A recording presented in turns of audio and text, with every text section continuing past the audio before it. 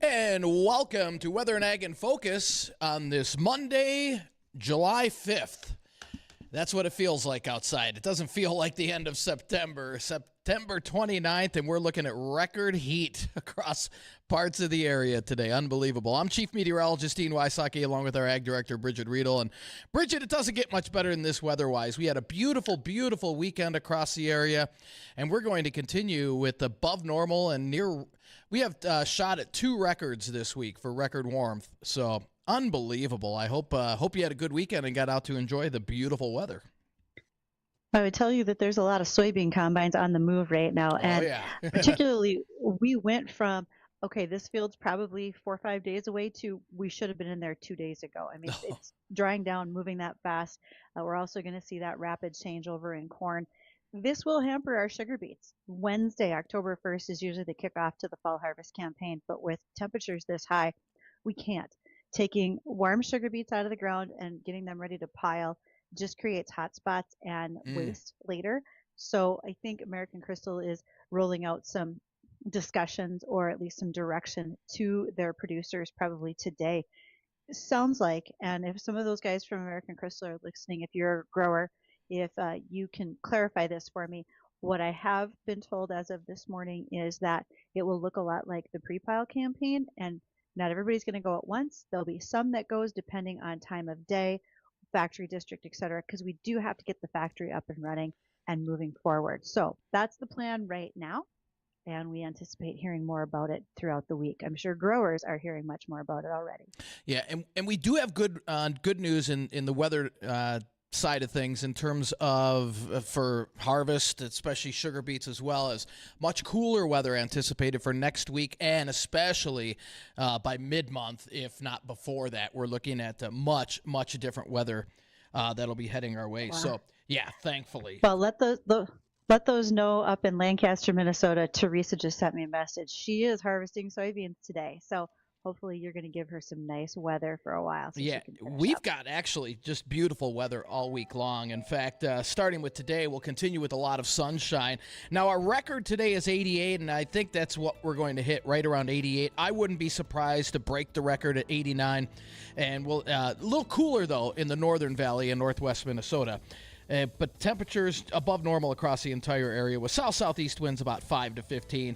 Clear skies tonight down to about 60. That's a little closer to where our afternoon highs should be. Our normal highs are in the mid-60s this time of the year. And then for Tuesday, we'll start off with sunshine, but then we'll see partly cloudy skies in the afternoon. Mid-80s. Mid-80s continue on Wednesday with the chance for a few light scattered showers later in the day. And then Thursday, more sunshine, 86. Now the record on Thursday is 87, so we'll be flirting with that. And then Friday, we'll see a few more clouds come in as a cool front approaches the area. We're getting some indications that may hold off until late Saturday now. So we're calling for highs around 80 on Friday, cooling into the 70s on Saturday, but latest model runs now are keeping us even in the 80s for Saturday. But then by Sunday, we do see the cooler air come in here with a chance for rain. A little more widespread rain on Sunday, and then cooler 60s follow as we start off next week. And this weather forecast is brought to you by Progressive Ag Risk Management Specialists. So hang in there for sugar beets. It will turn cooler next week. To the extent of cooling is still in question, but it's a good bet we're not going to be in the 80s next week. We'll at least be in the 60s and lower 70s next week, which should help out a little bit because those nighttime lows will cool down quite a bit as well.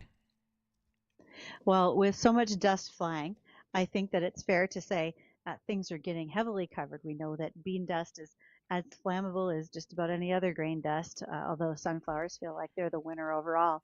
And so as farmers are blowing off the combines, they're taking air compressors to them, they're washing them off, they're doing whatever's got to be done to keep those machines from having hot spots with fires, which is a good thing. I've seen many fires already so far this fall around the Midwestern region. Also think about the fact that you have long days. Things get dirty in farming, and you can take those dirty items to the Coral Laundromat. Wash, dry, fold. They'll take care of it for you. They are now open over on Veterans Boulevard at 3620.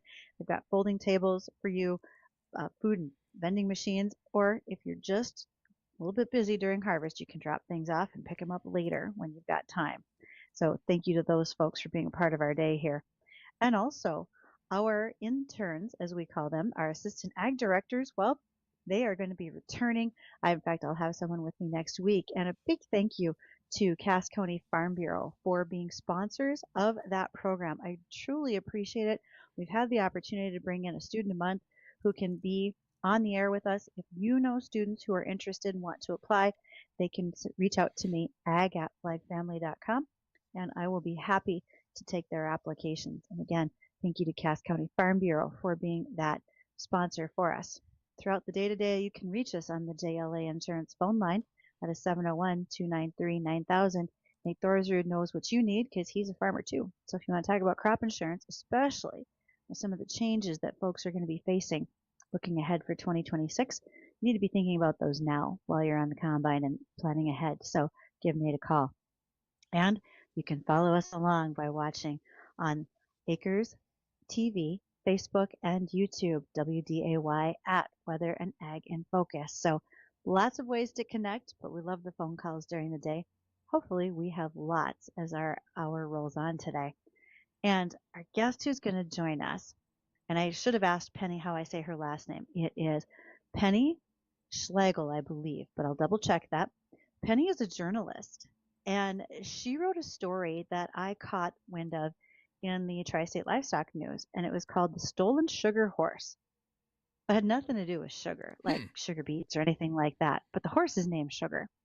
And it involves some antics up here in North Dakota. This is not a recent theft, but it's a pretty good story. So we're going to visit with Penny here later on in our hour about this horsing around that happened. And I think you might be surprised to know that just the price of livestock has changed so dramatically. In fact, I was having a conversation at Big Iron with one of our other show hosts, and she was fascinated by the fact that as a kid growing up, it only took a few $100 and you could go buy a nice small horse for kids to ride. And she's now thinking it might cost her closer to $8,000 to $10,000 for that same nice little horse. So things have changed. Livestock is valuable, and most folks don't realize you can insure your horses. You can easily do stuff like that to make sure, especially if you have one that's worth quite a bit of money, show horses, etc. They can be protected in that way. Not everybody does, but certainly when you have that much of a dollar investment, you do. Not sure if you're a big horse riding fan, Dean, maybe. Boy, when I was younger, I remember we went down to this resort at French Lick, Indiana, southern Indiana. It's where Larry Bird is. Where Larry Bird. Larry Bird is from, and we did horseback riding down there. That was my first time on a horse, and I loved it. But I also realized how allergic I was to horses real quick. Oh. Yeah, but it was so much fun. They're such elegant animals. They really are. Well, I did laugh. I'm always late to the party when it comes to television shows, and I watched the first episode of Elkhorn this weekend, and it really is about Teddy Roosevelt and his time here in Dakota Territory. And one of the characters had just arrived from Maine to Dakota Territory, and as he was riding, he did say to someone else, "Is it supposed to bounce this much?" Well, that's someone new in the saddle, I'm afraid. It is. Yep, I remember that very well. Yes. Yeah, so that might be a little bit different strain than what you were thinking. Right. One other thing to make sure folks are well aware of right now is Minnesota Soybean Growers Association and Profinium Bank is hosting a workshop for soybean producers and young farmers and ranchers all around. It is called the Minnesota Young and Emerging Farmer Workshop, and it will be held in January in Mankato. The dates are the 19th to the 21st. You can put your applications in now through October 31st. Here's why it's important. The topics that they're going to be covering, particularly when we face the current economics headwinds that we do in ag, are vital to all of us, but especially if you are just getting started in your operation. They're going to talk about beginning and first-time loans, tax do's and don'ts. I think that's a great session to be a part of. The breakdown on crop insurance, because there's some things coming that are going to be very impactful to your farm operation. You're going to want to get the skinny on it. I think one that's very important is called ag policy and why you should care. Because if folks around you are making decisions, you should do your best to be informed in order to be able to give feedback whenever possible on what you think should be happening within ag policy. And another good one, building a professional relationship with your landlord. In today's world, it's far too easy for someone to come along and offer more cash rent than what you might be paying and try to get some land away from you. It happens. But if you have a great working relationship with your landlord, we hope you can avoid those types of situations. And to the landlords, it's always excellent that when you have someone who cares and stewards your land the way you would, they're not just mining it for fertilizer and moving on.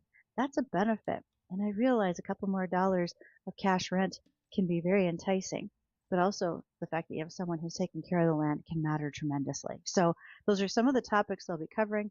Again, that is the Young Farmer Young and Emerging Farmer Workshop that will be held in Mankato January 19th to 21st. You should apply now. It also has a cap on the number of individuals who can be there. When we return from the American Ag Network Livestock Update, we are going to visit with our guest, Penny Schlagel, and the stolen sugar horse story. Stay tuned.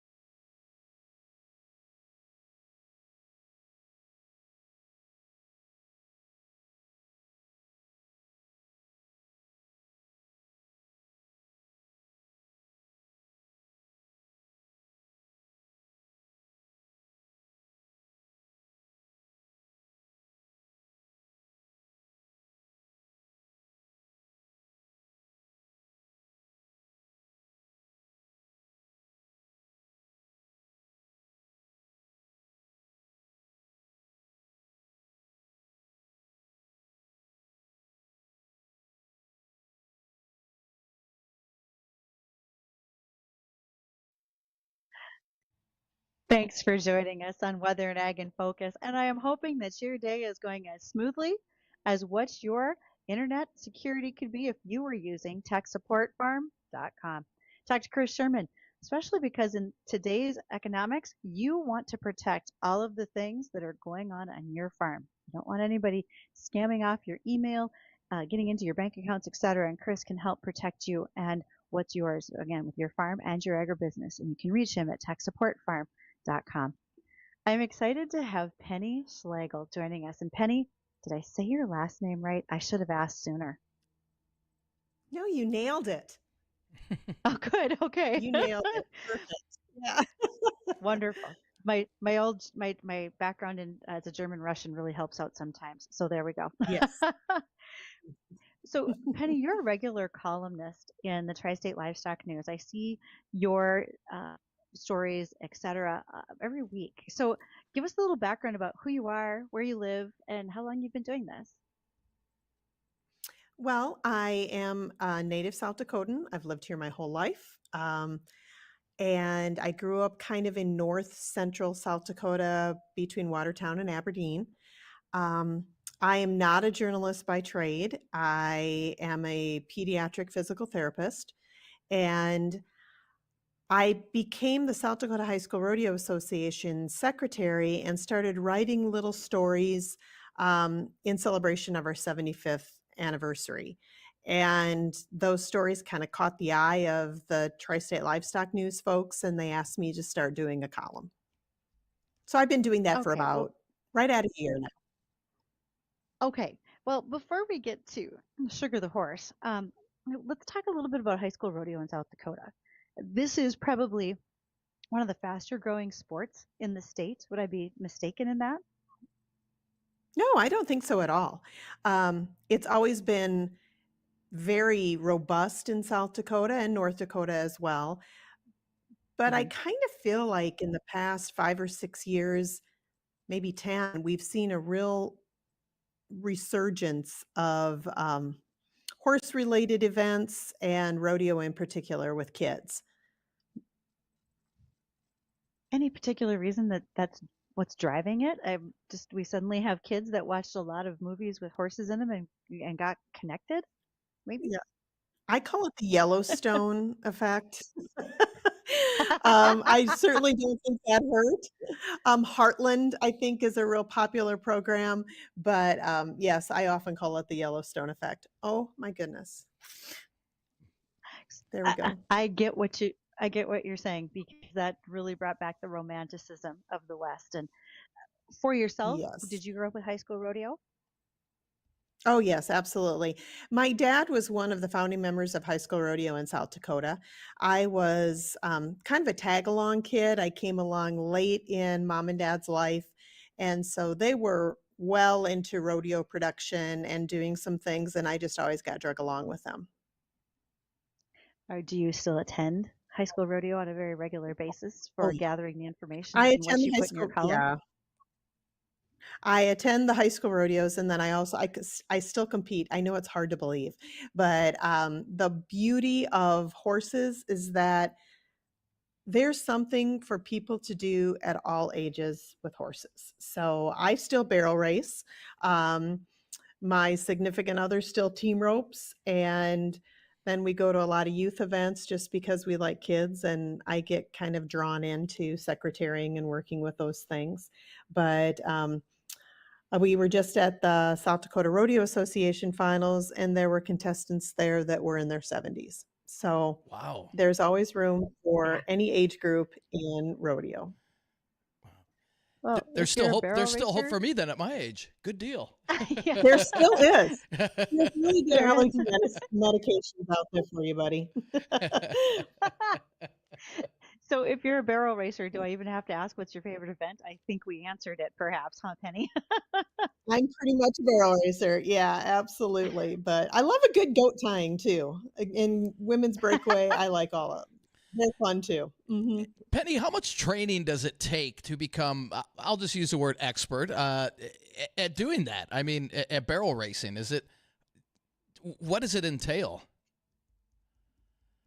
I would say that anybody that's really good at anything puts in a lot of hours in working towards perfection. You're never going to get to perfection, especially when you're talking about dealing with horses, because it's not just you controlling yourself, but you have to control a completely different animal with its own brain. And if you start looking at roping or goat tying, you're dealing with yourself, the horse, and another animal that you have no control over.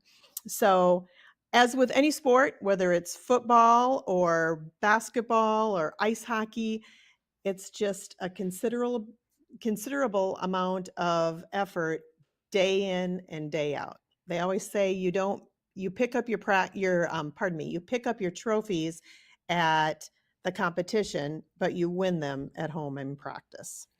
Now, you Oh, said that's a there's good point. age group all the way up into their 70s doing this. Now, did they start out, do you have to start out early in life to learn how to ride the horses, or can you start out later in life and it really doesn't matter? Like you said, all you have to Oh, do is for put in the hard sure. work. Yeah. Well, for sure. I think you have a step up if you grew up with it. 100%. It just becomes part of your makeup. And as anybody knows, they're very expensive, and you almost have to have that foundation underneath you to support the expense of a horse. Um, but I know people that in their 40s decided the kids were growing up and gone, and it was time for them to pursue their dreams. And they bought a horse and went on and were very successful. So it's something you can pick up at any time. Just put a fence up in the backyard, Dean. You've got time for this. Yeah, You'll be fine. Yeah, you got for it, buddy. sure. Like the chicken Penny, when we ordinance where returned, you can keep chickens in the backyard. Yeah, right. Pen- Penny, when we return from our bottom of the hour news, I want to talk about Sugar the horse and the whole story behind this horse being stolen and the ties back not only to this area but New Jersey and why the connection Mhm. happened. So we're going to talk about that story when we return. Stay tuned.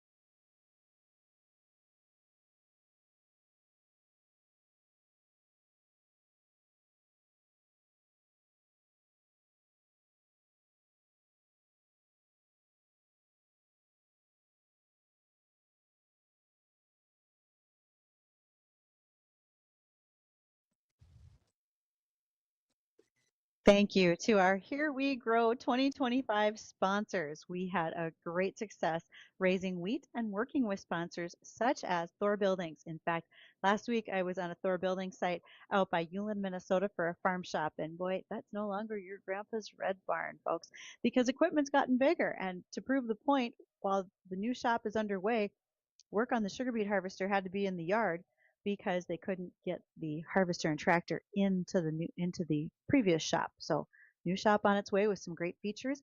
Watch for the video that'll describe some of that for Thor Building coming out very soon. And then also ND Estate Services.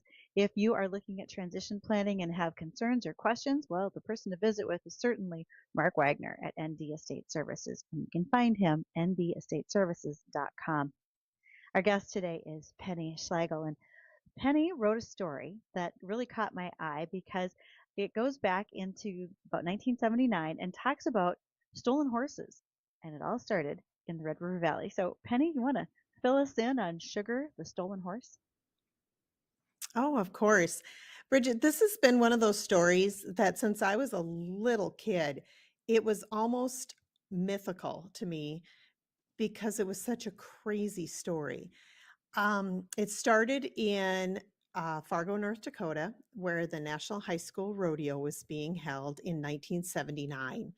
And Gail Beebe she was a high school sophomore or junior, I think, at the time, from South Dakota, from Custer, South Dakota. And she was competing there with her horse named Sugar Baby. And Sugar Baby was extremely competitive, a very, very nice horse. Gail had won the National Little Britches Rodeo on her the year before. And so people knew who the horse was going into the rodeo. And Gail had competed in the first round and had done very well. And on Wednesday night, she and her friends went to the rodeo dance, as high school kids will. And Gail just had a really eerie feeling that something was wrong. And so she gathered a couple of her friends, one of which was a gal named Kay Barton. She was a breakaway roper. And they went Okay. to check on her horses. And upon walking down the aisle, she could see one of her horses, but not the other. And when she got to that stall where Sugar Baby would have been, it was empty. So, That's a sinking as feeling to see the horse gone. no, can you even imagine? And, in the past, Gail said that even like a month before, she'd been having these really weird feelings that her horse was going to be stolen, and would get up at night at home and go out and check out on her. And she was just almost sick about it. And all of the people around her just kind of rolled their eyes and told her she had an overactive imagination and all of that. And so when it happened, there Oh. was a moment of, I told you so. But Yes. I Yes, told there you. would be. Yes. So as the night wore on, it was coming up on midnight, and they looked all over for Sugar Baby, couldn't find her anywhere. Of course, this was the 70s when there was very little security. And as I said, people left their keys in their pickup and everything unlocked, and Mhm. campers were way far away from the horse stalls. And so she ran and she got her dad out of bed. And he, of course, ran and found a payphone because there weren't any cell phones, Nope. and called. So they locked down the fairgrounds at that time. Okay. And So yeah. fairgrounds are locked down. The deputies show up. Now we're looking for this horse. And where did we go Mm. next? Well, as they looked, and in the middle of the night, Tom Beebe, that's Gail's dad, found one of the back gates unlocked. It had been locked, but they'd used a bolt cutters to cut the chain, and Hmm. they figured that that's how they got out of the fairgrounds. But then as kind of daylight came, other things started to be reported missing. One family was missing a horse trailer. And then the city of Fargo, somebody reported their pickup missing. And so Oh, they yeah, they came to decide that they'd stolen the pickup and the horse trailer and Gail's horse. And then later on, they found that there was another horse that was missing, um, by a little gal named Tammy Dinleen from New Mexico. Her horse Misty was also missing. Wow. Hmm. Okay. Yeah. Hmm. So I mean, this is 1979. There's not security Right. cameras. You really have no idea Mm-mm. where all of this No. stuff went. What was the first steps in figuring out what was going on? I now Sheriff Arlen Rasmussen was the sheriff of Cass County at the time, and Hmm. everything I've read just points to the fact that these guys went above and beyond to make sure that the word got out. They sent out bulletins to all of the surrounding areas, and by bulletins, I'm assuming phone calls. There Right. or maybe on the wire. I don't Yep. know what Fax was machines. available for communication at the time. I don't even know if were there fax machines. So then in Fergus Falls, Minnesota, they found the horse Hmm. trailer. And Okay. there was it's kind of evidence that they'd been feeding the horses there, but the horses were not there. And then a few hours later, another horse trailer was reported stolen from Fergus Falls. And from there on, Okay. they had no lead. So that Were was all within the first couple of days. And Penny, was this a problem back in the late 70s, or was this kind of more of an isolated incident? I think it was an isolated incident. Now I was there. I was in Fargo with my parents at the time. And so my dad got pulled in because he was one of the board members for the South Dakota High School Rodeo. And I just remember being mortified and terrified, that that could happen at an event like that. I'd never heard of it happening. It was just such a brazen thing to do with all those people around to sneak in there and steal two at the time were pretty high dollar horses. And Yeah. I Yeah. suppose there's cattle rustling and horse thieves all over, but not with that kind of gutsy action to steal a pickup and a trailer and two horses and another trailer and take off. Was either horse branded? Yes. Gail's horse was branded on the left shoulder. She had the family Hmm. brand on her. And then the other horse, that Misty, she wasn't branded, but she was kind of a roan color. And she had a really distinctive heart shaped, darkened hair patch there. So she was Right. fairly easily identified because of that. So as this goes on, we've got missing horse trailers. We've found abandoned trailers in Fergus Falls, Minnesota. But then there's a connection to New Jersey. So what was the leap?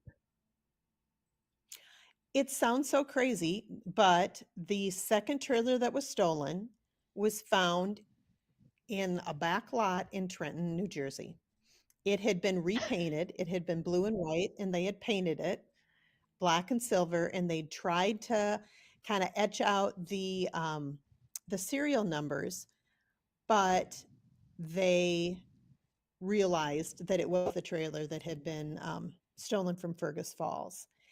And because of all that, and because of the price of the horses, so they knew that they'd been transported across state lines, and they valued the horses at $25,000 for Gail's horse and $10,000 for Misty's horse, or Misty the horse. Um, Hmm. and because of that and crossing state lines, they brought in the FBI. Hmm. Normally you don't hear horse thieves being called up by the No, FBI, but here we are. no, That's yes. intrastate theft. Okay. Mhm. So at this point, they found the trailer. They matched the serial number. We still don't have horses though, right? No, but they did shortly afterwards, they found Misty, the horse owned by the family from New Mexico. And this is the kind of the really one of the really crazy twists in the story. They found her, and one of the arresting officers there was a highway patrolman, and he lived on an acreage. And he said, I'll just take her home and that'll give the family, and she can stay at my place until the family can get here. So he took her home, and they called the Dinleans in New Mexico, and they were getting ready, loading up the pickup and the trailer it was like a 33-hour trip from New Hmm. Mexico to New Jersey, and they were getting ready to leave, and the guys went back and stole her back from the highway patrolman's house. And then there was also some, I guess, a pasture full of Angus bulls that they stole them too. So they were Oh, good just grief. it was like it was like a the Wild West rampage. Wow. Mhm. Okay, so but did they find Misty the horse again after that? And what happened to Sugar Baby? So Sugar Baby shows up at a barrel race in New Jersey with a gal that had not previously been successful, and she started winning everything. And one of her competitors was married to a town policeman, and she said Okay. there was something just in the back of her brain that didn't sit right, and she went home and told her husband about this horse, and he had the flyer for the missing horses in his car, in his patrol car.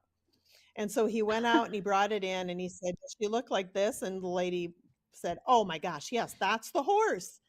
And so they tracked down the woman, tracked down the horse, and determined that it was indeed Sugar Baby. And this time they were not going to be foiled by the criminals. So they took her to a very secure stable and parked armed guards outside her stall until the BBs could go up to get her. And so, Wow. so Okay. who did they find the criminals? They did, and I actually reached out to through Facebook because it is, the 21st century. I found Jack Caldwell, that was a retired police officer from Trenton, New Jersey, on Facebook and reached out to him, but never, never heard back from him because I'd like to know what happened to them. But Gail and her family, when they went to pick up Sugar Baby, they showed them all of the loot these guys had stolen, and it was an an insane amount of stuff. So there was like Wow. excavators and a couple ambulances and all this jewelry, and the premise was that they had started like in the Northwest and they were moving their way to Trenton, and they would just steal stuff along the way. And Including a so horse. Well, and including a couple horses in a pickup and trailer. and I don't want to stereotype, but this almost sounds, I mean, coming from New Jersey back in the 70s, this Oh, almost sounds like something mhm. through organized crime. That's what the insinuation was. Gail said well, first of all, they said, "We'll hop in the pickup and go get her." And they said, "No, you don't have time to do that. You need to fly out here. You'll have to buy a pickup. And oh, by the way, you're going to take the stolen trailer back to Fergus Falls for us." So they flew out there. I know, isn't it crazy? So they flew out there and they said the moment they were met by like SWAT teams, and everybody was fully armored. And they said, I mean, these are dangerous people. And so Wow. they got them on the road, and Sheriff Arlen Rasmussen and his deputy, James Thorson, flew out from North Dakota, met them there, Hmm. and then they were kind of their police escort back to South Dakota. And Wow. stood watch beside Misty stall at night. Not Misty, pardon me, Sugar Baby stall. They overnighted one night in Indiana, and they took turns standing guard out. It was just the craziest story. But yes, it was organized crime, but that's as much as I know about it. That's wild. And so Sugar Baby came home in a stolen trailer that was returned to Fergus Falls, Minnesota, got back to Custer, South Yes. Dakota. But also, Mhm. the other horse, Tammy's horse, Misty, was eventually found in New Jersey as well. She was. They kind of thought that, they'd restolen her, and the kind of the prevailing wisdom is that things just got a little hot, and so they dumped her in a lot.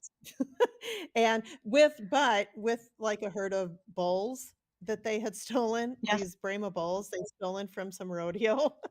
They left them in the lot too. So it took them a while to sort it off and and Misty was quite thin but healthy. She was okay. Okay. So both horses returned home. Okay. So it's not every day that we get to talk about horse rustling starting in 1979 from North Dakota to New Jersey, involving New Mhm. Mexico and South Dakota. And Penny, thank you for bringing this story to us and our listeners today. This has been wild to hear the outcome. Oh, you are so welcome. I'm so glad everybody else enjoys the story as much as I do. Very much. Thank you so much. And good luck riding this weekend. Oh, thank you. I appreciate it. Thanks, Penny. And boy, I'll tell you what, it's going to be good horse riding weather across much of the northern and central plains here over this upcoming week. We'll have a full rundown of the forecast and let you know if we have any cooler weather coming our way. That, and if we've got some time, Bridgette will squeeze in a couple of ag topics, all of that when we come back.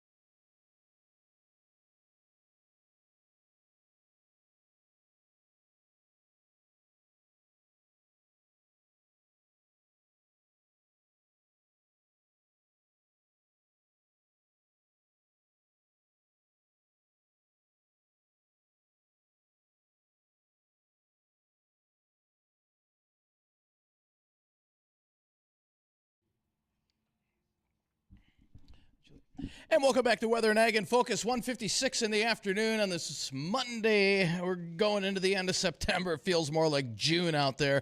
We got temperatures right now in the 70s in the Northern Valley, low to mid 80s in the Southern Valley. And we're looking at temperatures today reaching pretty close to a record high of 88. That was set last year. And we're in the 80s for the rest of the week, and I do believe we'll come close to setting another record on Thursday. Now, the record tomorrow and Wednesday are in the 90s, so we're not going to get that, but the record on Thursday is 87, and we're going to be darn close to that. And we'll stay in the 80s on Friday. We'll try to cool things off over the weekend. I do believe by Sunday we'll see an increasing chance for showers, and that will drop our temperatures into the 60s and low 70s, a little closer to normal. And then next week does look like we will finally return to temperatures a little closer to normal. Now, we're watching a big pattern change. And remember, the new LRC cycle starts next week. So we'll be keeping a very close eye on what happens after October 6th. Are we going to start the new LRC cycle on a mild note, or do we start on a stormy note? And our European model is dragging down some pretty cold air as we head towards about the 10th of the month and just beyond that. So it'll be interesting to see how that all irons out. But dry week this week, good for harvest, Bridgette, like you were saying. Just a little too warm for sugar beets, but next week I do believe will cool down, although it does look like it'll get a little bit wet starting next week going through about mid-month. Well, we're going to watch to see what it looks like. Again, a little bit of rainfall. Many folks would say they'd be okay with that going into the fall, but they may want to finish some of their harvest before they get too deeply involved into asking for more rain. Exactly. And if we're going to ask for rain, we don't need 7 inches at a time like Devil's Lake got. Yeah, no. I don't see that. So that's good news there. Okay. So for Bridgette, myself, we want to thank everybody for joining us here on Weather and Ag in Focus. Don't go anywhere. The Jay Thomas Show. It's coming up next.